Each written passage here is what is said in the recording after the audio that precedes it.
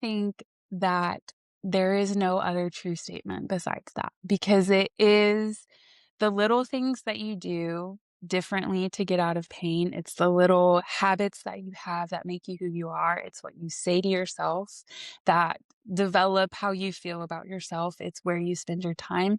And none of those are like macro, like we can 5 minutes here, 5 minutes there, 5 minutes there. And those are the accumulation that make you you. And I just like, as soon as I heard it, even though I butchered it, I was, or the way I remembered it was Yeah. like, it really is Yeah. like the little things that add up to such a grander picture Absolutely. that we cannot fathom or know. So Absolutely. I was like, I couldn't agree more. This is so cute. And I tell people that all the time. I'm like, I don't care if you do your rehab before bed, while you're brushing your teeth, while you're standing there waiting for the microwave, just do it because that will add to what we have going, the trajectory we're trying to get to, whatever. Absolutely. And I just like can't overemphasize that enough. And I say it all the time. So I just love it because it's the truth. Yeah. So. Ain't that the truth? Hey friends, I'm Endya Moler, and this is It's the Little Things, the podcast that reminds us to slow down, look around, and see God's hand in every detail. Each episode will talk life, faith, and growth because it's often the smallest moments that bring the biggest change. Hey guys, welcome back to It's the Little Things podcast. I am so excited to welcome Dr. Angelica Patton. She is the chiropractor at Madewell House, which is where I work as well, and a fellow friend of me and Rachel who's on last week. And so I'm super excited to have Angelica here today, and I would love for you to just tell us about yourself. Yeah, I'm excited to be here. It's an honor to even be asked to do this. Yeah, I'm the chiropractor at Madewell. I have been in practice for close to 5 years. Now I kind of had a career or I guess shift in what I was doing for a little bit, but I was asked to come on after I met the director at an event that just was like kind of random, and the Lord just opened doors, and so now I'm here and living the dream. So, kind of shifting gears just a smidge. Why don't you tell us about how you came to know Jesus and kind of where you're at now? Yeah. So I think that I would consider myself like I grew up Christian. I went to church. I like kind of did all of those things. And my aunt actually was a really big part and always encouraging me to like find and seek out and know better. So her influence really helped me as I came to college. I came to A&M where I was like pretty involved, I would say, with the church that I was going to at the time, like breakaway, did a lot of stuff. And then in chiropractic school, it was a balance of like being in awe constantly of the opportunity that I had in like the human body and like all that goes on. But it was a little distracting to like live in a big city where religion is like not at ease as easy as it was in college. And then as I kind of shifted back out of school and started my job, I think that it's fair to say that I've had my fair share of like fall down mistakes, doors I didn't want to open, things that I avoided, even though the Lord like put it on a silver platter. And so now it is just about being surrounded, being on the pursuit, and making sure that what I do and who I interact with, always question like, what is the difference, right? So it's like maybe not as forward or like front facing, like I'm a preacher, but everything that I do and the people that I work with and the like I lay hands on people literally for my job. And so the intention behind that, it always comes back to just being a little bit more purposeful and intentional in where it's coming from out of me, right? So that's kind of where I am. Yeah, that's so fun. So where you're at now, being a chiropractor, since being in college and seeing the cool aspects of how God has intricately created us Mm. and seeing the anatomy aspect of it all, how has your perspective potentially changed since now being a chiropractor? Like, what are your thoughts now? Yeah. I think it's really easy to take a lot of things for granted because a lot of what the structure around our school shows is like A plus B always equals C. Like in a lot of I'm actually like listening to a book. So I think that's like why this is on my mind. But like a lot of critical thinking is taken out of play. And nobody intends to do it. That this is how we can measure outcomes. Like, are you a good student or not? Because you took the test and you got C, and that's what it was leading you to. But the phenomena of whenever A plus B does not equal C is truly a revelation, like over and over and over again, to the fact that there is no way that God is like not present at all times and in every situation, in every scenario. And it is like crazy down to the cellular level what has to happen for us to even metabolize, wake up, like whatever. It just like goes, and there's just like layer after layer after layer that they can only teach you so much for so long before literally life and experience just have to like carry you the rest. And so it's like truly one of those like every day you learn something different about how God is molding and shaping and making. And that, Mhm. I mean, it's just incredible. But I think that that's like the easiest way to say like there will always be an awe when you allow it. Mhm. That's cool. I love the aspect of continuously reminding us of how unique we truly are as people, not just personality wise, but with how our bodies react to certain things as well. Mm. And that's something Rachel and I talked about last week on the podcast is how not one size doesn't fit all. When we're Mhm. talking about nutrition, when we're talking about exercise, there's just so many things out in the world telling you if you're feeling this, if you're doing this, you should do this in return. Yeah. Instead of reminding us how unique we are and how there are people that go to school for a really long time that you can see to help you with this, and just not taking everything at face value. Yeah. And so when you're talking to somebody, what are the most common things when people come in to see you? What are the most common things you're hearing from people, kind of coming from a perspective of, I was told to do this and I was told to do this and nothing's working? Yeah. Kind of how do you comfort somebody and how do you kind of talk to them once they come to you with that? Yeah, I think a lot of people like obviously Google their symptoms and so then they like want to come in telling me what they have. They want to believe that surgery. I actually hear like a lot of people are so fearful of surgery, that they're gonna need surgery. They don't know who's gonna tell them that they need surgery. They're thinking I'm gonna tell them that they need surgery. And then also I don't really know, but like a lot of people come in and they've only been prescribed muscle relaxers. Those have a time and a place. Those they are helpful, they are beneficial, but I think sometimes when you listen, you hear different like, when you actually listen to the person, not to say nobody did, it's like maybe the education that they gained from Googling it, along with whatever their grandmother said to them, has led them to now describe it different. So as soon as you start listening, you're like, "Well, that's not even a muscles problem," um, kind of thing.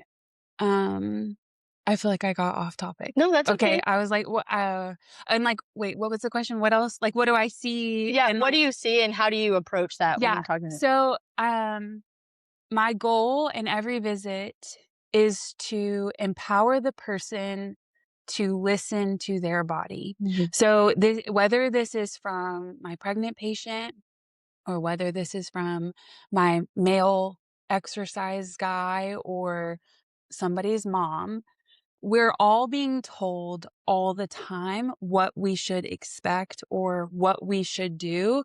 And very few of us actually sit down and listen and like hear.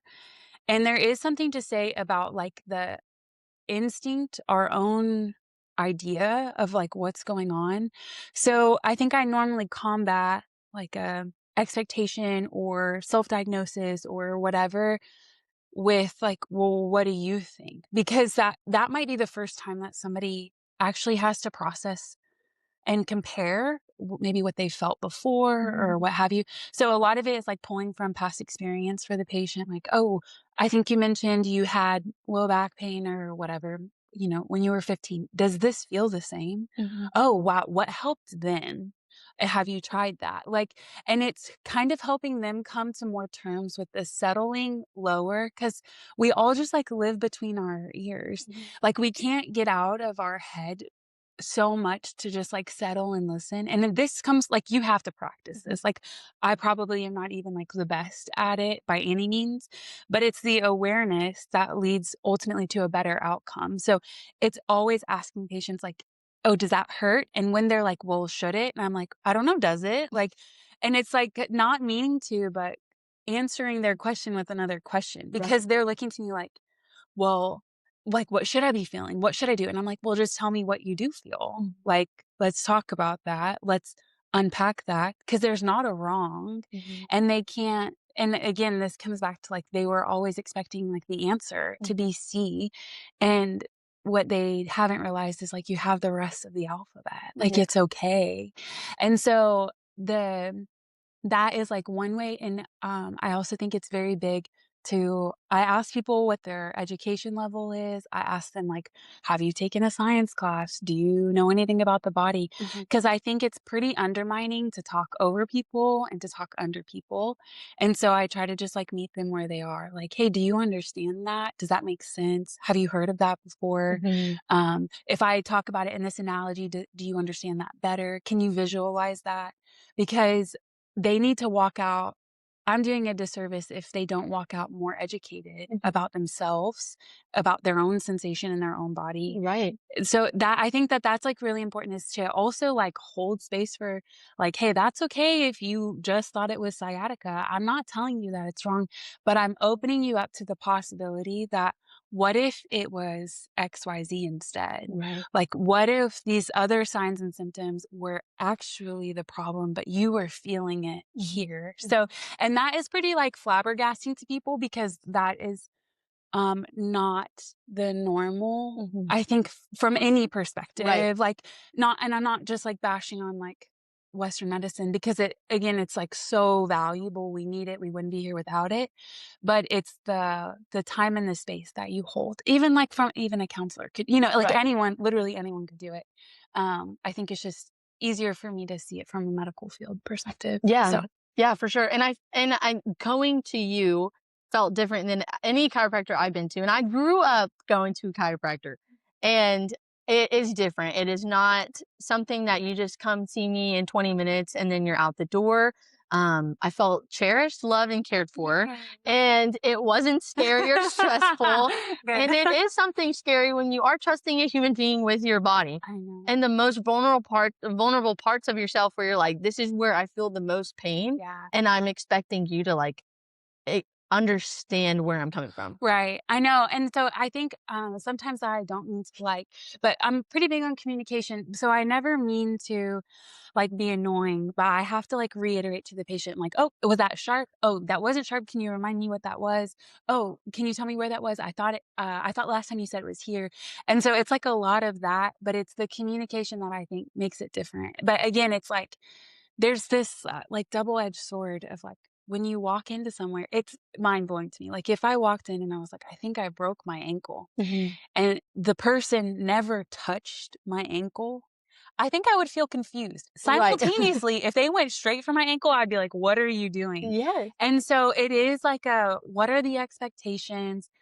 Like people actually do respond to like touch quite a bit. Like sometimes it doesn't matter if I helped or hurt. It's the fact that I touched them. They're like, I feel amazing. And I'm like, I literally didn't do anything. But and like some of that is truly like, we're just energetic beings and like, we pass it along and we do it with intention. And so it really like, yeah, just trying to hear people and get people is really all that I really want to do. But sometimes people are like a little weird because I just like touch bodies all day. And Yeah. so Okay, my question hearing all this is at what point of your schooling or your career did you get to the point where this is how you're seeing and viewing caring for patients? Because it's different than what you're being taught yeah. while you're in chiropractic school. So I think it's only a little bit different. And maybe it was like the people I surrounded myself with. But there's like a joke in chiropractic school that you always want to be the person that you would want your mother to go to. And the first time I legitimately had a friend send her mother to me, I like wept. I was like, thank you so much. I can't believe you trust me. Because like there's no more delicate being that you would like go to war for than your mother. Yeah. And so that was like really big in school. And I think that whether it's like my school or my like my profession, I it's always like a delicate balance because I remember being in school and they gave some kind of analogy or something, and like of course it's like a speaker that's there to like hype you up, and I was like, there's no other career for me, like this is where I'm supposed to be. But simultaneously I do think they always teach you to like slow down and to listen. And I can't tell if it's actually like school teaches us that, but then when you step out, because it is just a trade school at the end of the day, they don't really teach you how to do business. Like I didn't take a class on like filing your taxes or what it would look like to take out a SBA or like a loan for opening a business, like anything like that. So I think when you step out, then there are people that are like, and here's how you pay off all that student debt. And that's whenever those people get lost and like oh, we got to make money right now. And so, and it's like, I don't think it's like, it's not fair to point a finger. There's probably plenty of things that just like went over my head in chiropractic school because I was pretty like set and determined on staying in line with like my core values of who I am and what I want. Um, and I think a lot of that comes from like in full transparency, like Western medicine has just failed my family. And it's maybe the doctor that is in my hometown, or maybe it's the condition that has been diagnosed or what have you. But I knew that like that I had to be completely different from that. And so I can't tell. Maybe it's a culmination of even like the people that I would consider mentors or people I look up to. They treat this way too. Yeah. And they overemphasize and emphasize. It's what we call soft skills. Have you heard that before? Soft skills? Yeah. Okay. So it's like your ability to interact. So yes, like I think for the beginning of my career, I felt like the most uneducated, unknowledgeable, unqualified chiropractor, but I built a pretty good practice because I had the soft skills to do it. And I think that is just like, that takes people further. I always have said if I could teach a class on anything, I would teach people how to have soft skills. And then I think my husband was the person that was like, I don't know if you can teach that. And I was like, well, I'll try. So, but I do feel like that is a big part of what we're missing. And it is getting worse and worse with generation because of technology. So I'm listening to this book and every generation has felt like this. Okay.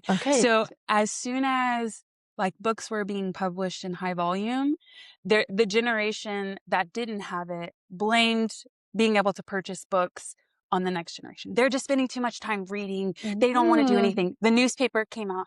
Oh, they just know too much. All of this is da da da. Wow. The TV came out like, oh my gosh, we would never do that. Like that is incredulous. Like the telephone, like every component. So it's not to say that it's not, but it's also to say that this happens all the time. Wow. I know. And I don't know if they would like pinpoint the same, maybe those things like you're saying, like, oh, people just like maybe don't know how to talk to each other, or people just don't know how to connect or look each other in the, I don't know if those feel specific to maybe like what we feel like technology is destroying. But I do know that there's always that next thing that is like, quote unquote, like ruining the people that are younger than you. That is so interesting. I know. I do wonder though if COVID had anything to do with it, because I know seeing younger siblings doing school during COVID, over Yeah. the computer definitely didn't help. Yeah. Well, and I think, a lot of people talk about, need it or not, the mask actually took away the facial expression, and, like, the fact that facial expressions are extremely common among, like, all mammals, Mhm. that tells us that we need that to understand the situation. So if you can't read my face, you don't know if I'm happy with you when I'm Yeah. telling you, like, "Hey, don't do that," or if you're getting in trouble, or if I'm, like, serious, like, "Hey, you're gonna get hurt." Like, Mhm. there was, like, the social cue that was missed, Yeah. but simultaneously, the fact that they this group that's gonna come up or has kind of moved on or whatever, their strengths are gonna be very valuable as Mhm. well. Even if I can't name them, you know that they are like, I mean, like, letters per minute typed, probably astronomical. You know, like, don't count me in a scribe, but, like, they're over there like, and I hit the backspace more than I hit any other letter.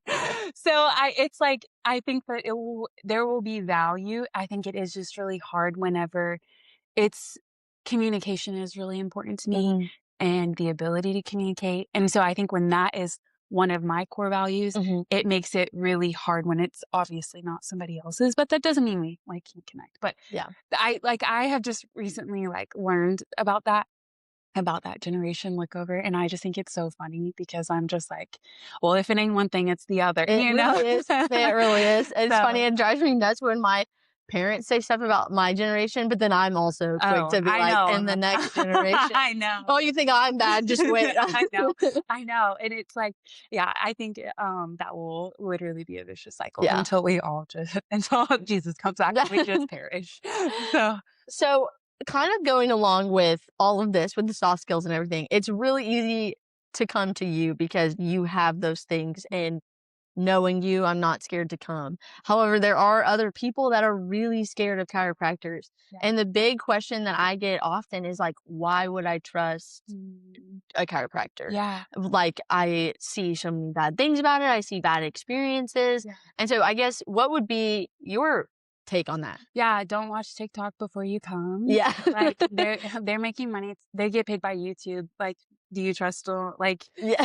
they are probably really good at their job. I'm just saying, if she is in a tank top and she's mic'd up, just take it with a grain of salt. But also, we as a profession, because there is, and I don't think anybody wherever you are would disagree with this, but there's a pretty big continuum Mhm. of chiropractic.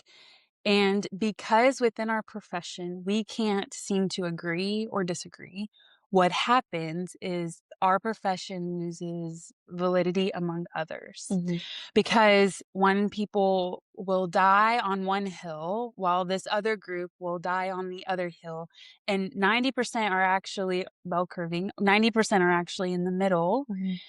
And then that makes it really, really hard to see eye to eye to other professions.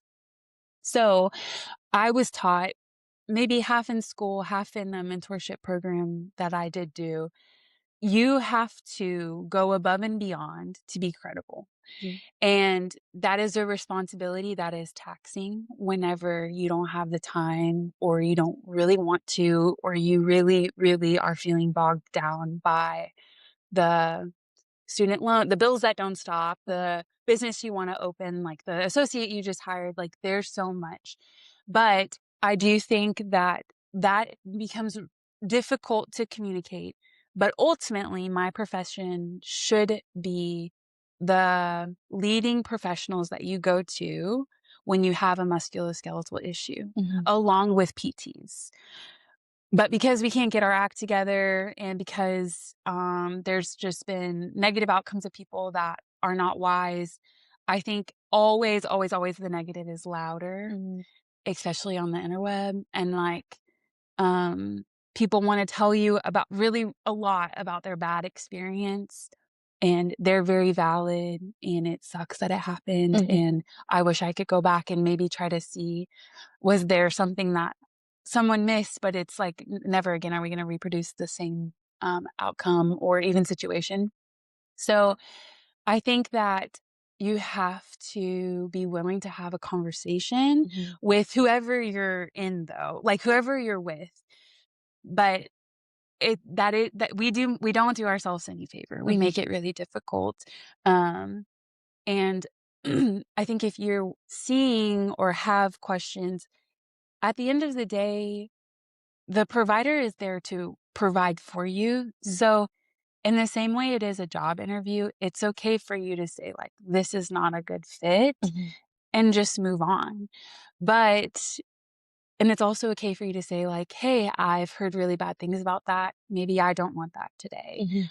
Maybe it is the adjustment. Maybe it's adjustment of a specific area. Maybe it's whatever, dry needling, East and whatever. And you're Mhm. just like, yeah, I don't know if I really want that today. That opens opportunity for you to have said no. And that provider has two options. They can respect it or they can educate you and then y'all can move forward and you can have a different decision or the same decision. It doesn't Mhm. matter. So I just think that the nobody is helping us and we're not helping ourselves is ultimately what it comes down to. But the like the impact that I'm trying to make, I think is also helping, Mhm. so there are plenty of people that are just Yeah. like me that are doing so much for who we are, what we stand for, everything as a profession, but also we are just people and I don't know that it's like simultaneous. Like Mhm. I just like don't know. Like there's so many documentaries on like Dr. Death and stuff like that. Ugh. Okay, and I'm Yeah. just saying, like, you so into your neuro, so like you can come to me. Well, Hello. like I do think I guess it's because a lot of the adjustments is what freak people out, and Yeah. but the videos on Instagram that people use making fun of chiropractors are really funny. I know. No, like the ones like of all the guys that are like in a construction site and they like just take a deep breath and then they like Break a board or yeah, something. I know. You should know everyone sends those to me whenever they see them. So They're really funny.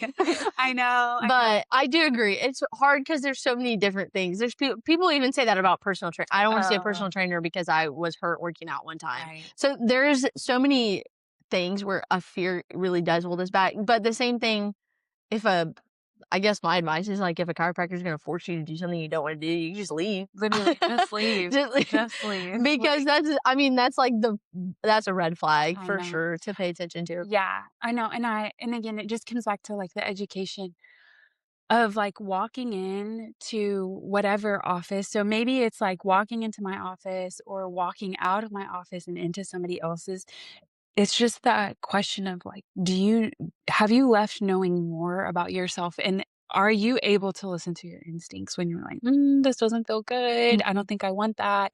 Or I don't think I need that. Can we talk more about that? As soon as you turn that off and look to the person, and it's not to say that there shouldn't be like, of course, like in a position, I want to be like the person of authority when I'm like, hey, listen, no, I can't just adjust that and you go on your way. I need you to hear me and understand why that's not the answer. Like there should be a position of authority given, but at the same time, I do think so much of it is a working relationship Mhm. ultimately, and the buy-in that you get is extremely important. And so people being open to that, because at the end of the day, like we're not robots, we're just people. Mhm. And what I did on my first day of work is extremely different from what I'm doing today. Mhm. And like, you have to know that you might have just walked in and that was somebody's first day of work. And Yeah. like, they didn't mean it. They were doing what they felt confident and good in. And if it didn't work for you, so be it. But Mhm. don't like disclaim it completely. Mhm. It's like buying bad strawberries. Like just because the strawberries were a little moldy doesn't mean you're not going to buy them again. Yeah. Like you got to give them a chance. That's good.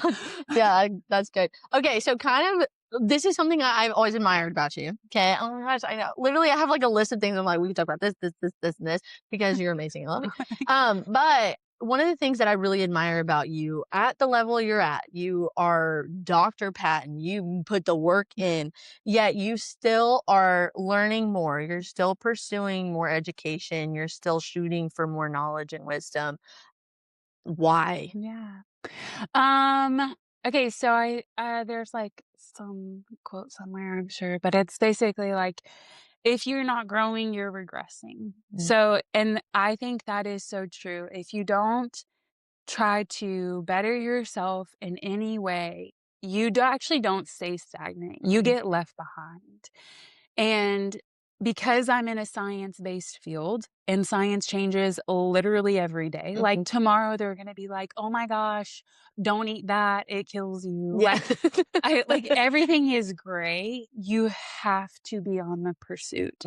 Otherwise, you end up doing the same thing every day, expecting different results. Like, I don't care if that's exercise or food wise or whatever, but you have to. Also, because I am now my business and myself, the cool part about that is anytime I invest in one side, the other side always reaps the benefits. So if I invest in like self-help book, or I'm listening to something, or I educate myself on something, I guarantee you my business, whether it's I feel more confident as a chiropractor, I get new patients in, I do better, faster, whatever, that will always reap it. If I go to just like a seminar or some kind of education that feels specific for chiropractic, my internal desire for growth gets fed. And then I'm like, oh, I was not the smartest person in that room. So now I can go and work towards that and try to achieve better and do better. But I think that as soon as we stop learning, we miss out on so much. And also, if you're willing, everyone will teach you something. So, like, whether it's like my engineering professor or my mom of six, they both have something valuable, and you have to be humble enough to listen, because then I walk away knowing more about mechanical engineering or how to wrangle 5 other children. Like, and it's like, but you have to be open to even seeing that. And as soon as you're like closed-minded or whatever, like you're set in your ways, what have you, which is kind of normal for a specific population. Like you get to a point where you are just kind of like cruising because you've like made it, you did it, you're retired, whatever. But I think if you start the habit now, it's one of those things like you yearn for it. And in this same way of like, as soon as you feel closeness to Jesus, like you yearn for it Yeah. again and again, and you like can't get enough. And so I think, I mean, those are just like the same of like, if we want to feel closer to a friend or to in a relationship, we have to get to know that person every day.